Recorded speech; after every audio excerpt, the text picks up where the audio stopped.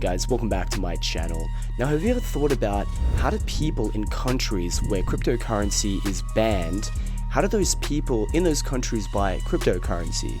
Your automatic thought might simply be that those people have never heard about cryptocurrency, or they're not into buying cryptocurrency, etc., etc. They're just stuck buying whatever options they have in their own country for investment. But there are a lot of countries in the world that have a very tenuous relationship with cryptocurrency. Some of them outright banning them, some of them simply making it more difficult to buy various cryptocurrencies, or they've cracked down on exchanges.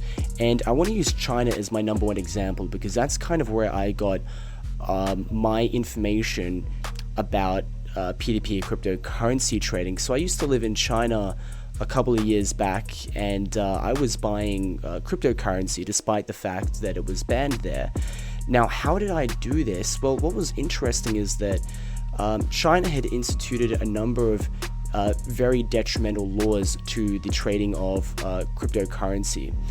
And how they had done this principally had been through blocking transactions to certain banks that dealt with cryptocurrency. So first, there were places like Binance, Huobi. There were a bunch of, I think some of the biggest exchanges in the world were originally founded in China, and they made it hard for these companies to deal in China, so they moved to Hong Kong or other places, and they just simply made it so that Chinese people couldn't send funds to these certain marked bank accounts that belonged to these cryptocurrency exchanges, right? So if you're in China and you're with the Bank of China, you can't do a direct transaction to say Binance, right, to their exchange, right? So what happened was that there wasn't what you would call a currency trading pair, right? So you didn't have CNY, which is the Chinese yen, Chinese yuan. You didn't have a Chinese yuan trading pair to Bitcoin trading pair. So on the spot exchange, you'd open up the spot exchange of Binance, and you can't find a CNY trading pair because there's just no trading volume. But it was interesting because it was clear that there were a lot of people buying a lot of Bitcoin in China still, and I think to this day it's got to at least have the second highest trading volume in the world. So how is a lot of this done? Well, a lot of it's done through the peer-to-peer markets. So the peer-to-peer markets are a alternate form of trading that is different to what you usually get when you're buying on a centralized exchange. In a centralized exchange, you can imagine it being something like Binance, OKX, all the name brands, right?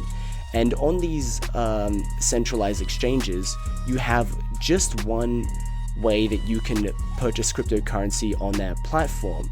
What you do is you send funds to their bank account, and then they will create kind of like a token that represents your currency on their platform, and then you can use said token to buy currency, so it will be represented as like, CNY or USD, so you send $500 worth of CNY or USD to the exchange, it will say you have $500 on the exchange, right? And then you can use that on the spot exchange to buy Bitcoin.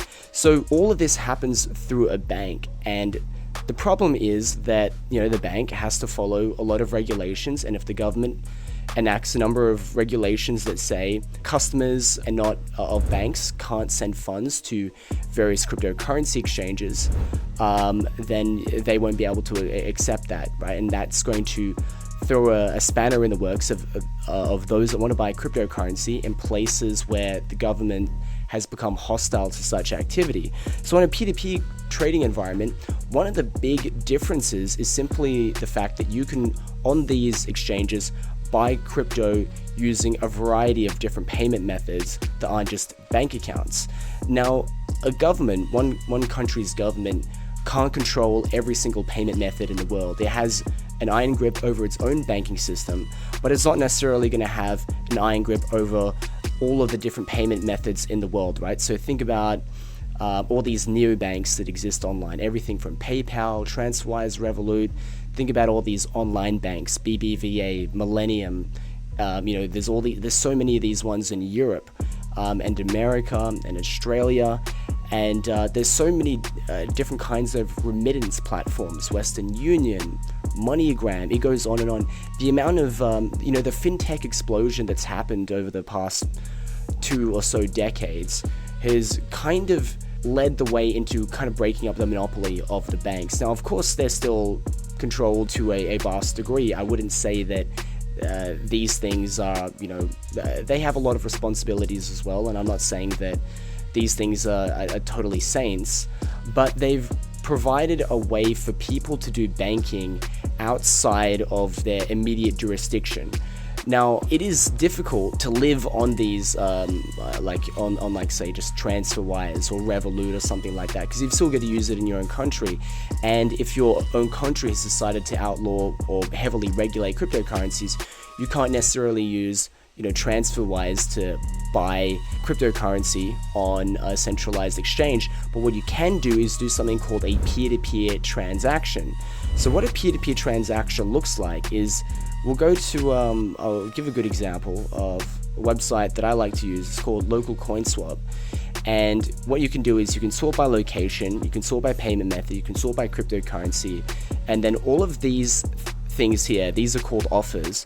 What you're seeing here are a number of individual traders that are acting as cryptocurrency sellers. And you've got a lot of people doing this, hundreds and hundreds of people, maybe thousands of people across all these different cryptocurrency exchanges. And what this does is it kind of breaks up the bottleneck that banks have become in being a point of access towards cryptocurrency. So as I mentioned, countries' governments can heavily regulate this bottleneck. All that fiat money would typically have to flow through a bank, and then all this fiat money would go from a bank to a crypto exchange, and that bottleneck there can be tightly controlled. But what happens if this process is cut up and decentralized, right? So what if that money isn't necessarily flowing through a bank? What if it's going through, say, Alipay? What if it's going through WeChat Pay?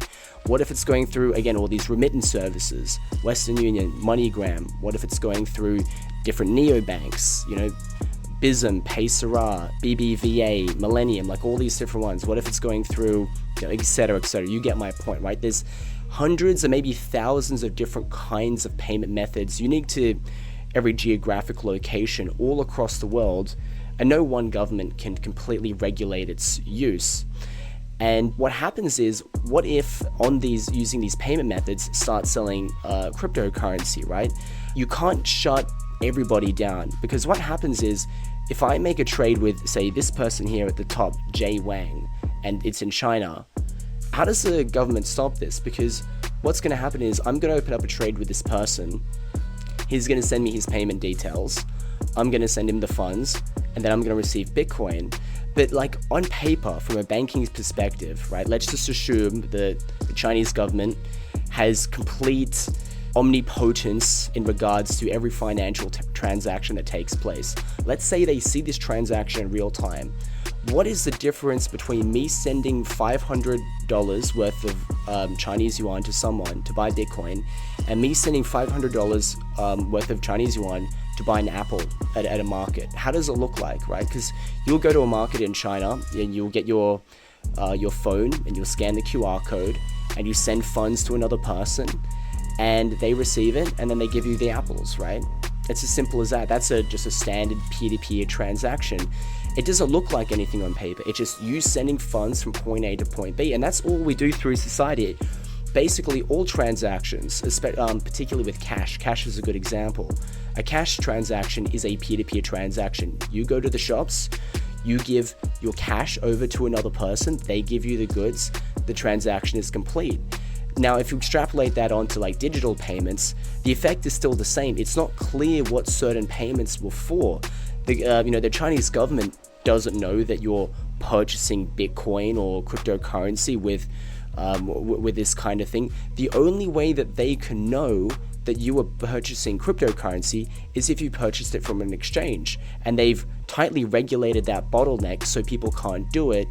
So there's really no way that they can know that you're purchasing cryptocurrency if you're just going to one of these merchants, right? And all these merchants, they're just regular people.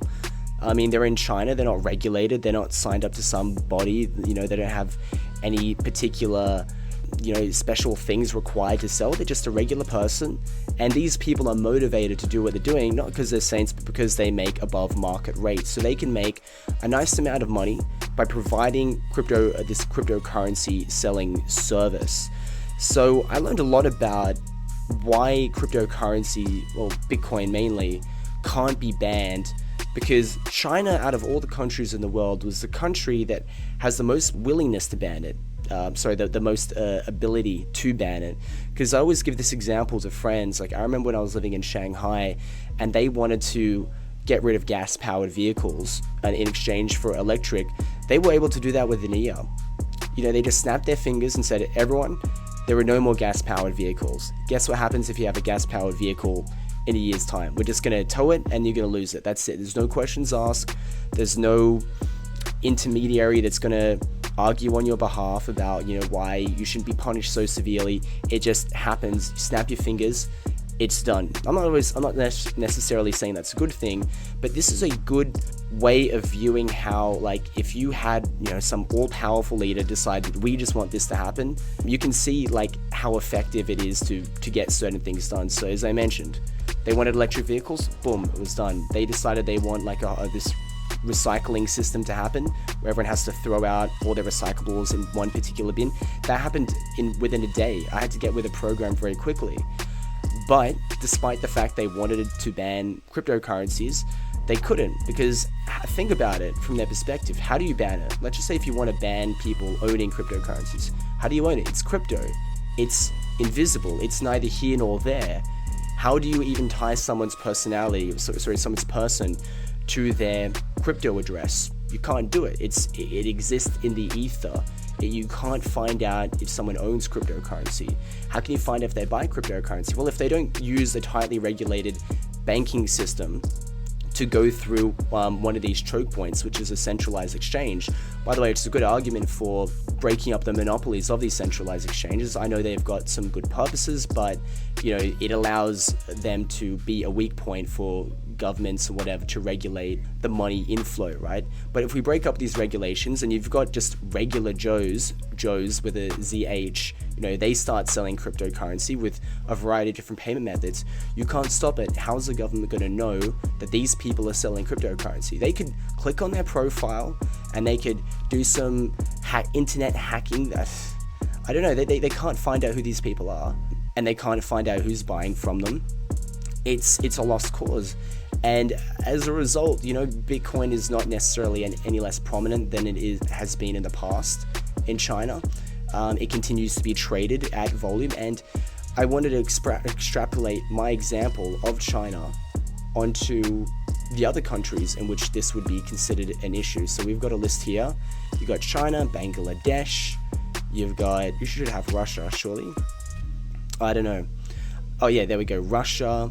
You got Thailand, all of these different ones, and they're all banned to various degrees. And there are countries that are on this list that haven't necessarily banned it, but they've made a lot of regulations that have made it very difficult to trade. So this is an incomplete list, but I want to give an example like Thailand, for instance. So Thailand is somehow banned, but I'll show you this. If I go to local coin swap, I can do a cash trade in Thailand for pretty cheap.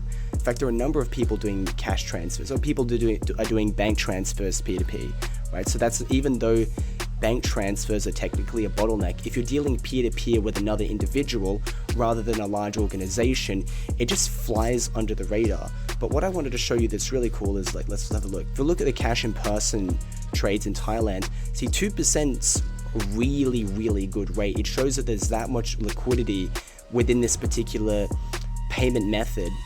1% of this is going to the platform. So these people are dealing enough volume that they're doing they're only making like 1% per trade.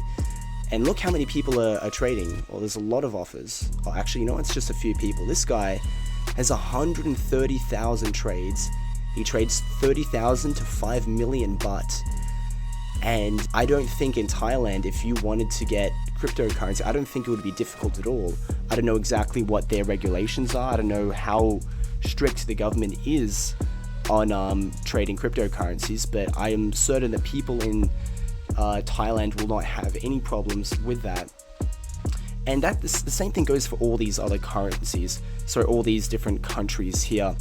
At the end of the day, if people want to get something, they can get it, and they just need to find the right people that can give it to them. So the best recommendation is, like, if you're from here, or if you're ever worried about your country banning crypto, you need to go to a P2P cryptocurrency exchange, ideally buy it without KYC, and use a non-custodial trading platform. What a non-custodial trading platform means is that your funds aren't necessarily stored on the exchange. You're giving your own custodial wallet, or there's just basically no wallet system on the exchange to begin with. So local coin swap is, I think, the best one for this. I always recommend it. So make sure to use my referral link in the description down below if you want to get on local coin swap and buy and sell cryptocurrency without KYC. Do it in a non-custodial fashion. So if this website, if it's taken down for whatever reason, you aren't going to lose all your money.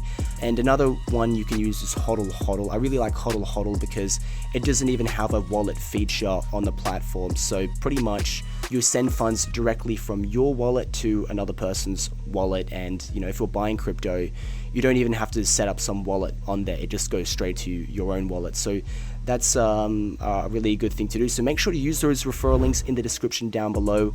Yeah, subscribe if you're interested more about debanking, using cryptocurrency to reduce your reliance on centralized financial systems. If you like that, check out some of my other videos, and I'll see you next time.